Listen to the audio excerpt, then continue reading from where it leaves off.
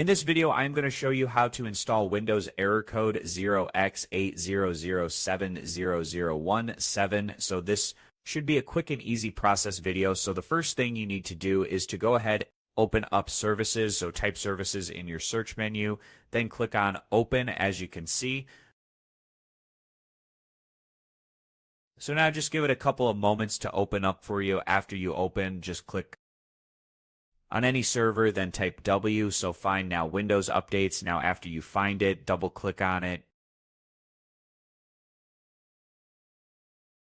And make sure to click on Disabled, then click on Apply and OK. Now after you have done, just go ahead, click Exit Services, then let's go to the next step you can do. So go ahead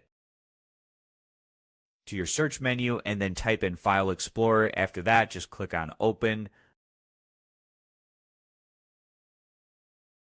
And now just go ahead, click on this PC. After that, locate your local disk. And then just go ahead, double click on it. And now go ahead, click on Windows.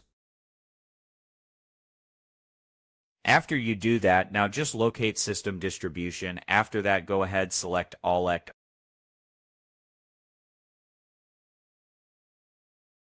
these files and then delete them. Now, after you have done that, if the problem still persists, all you have to do is to restart your computer for changes to take place. And I hope this video was helpful. As always, thank you for watching.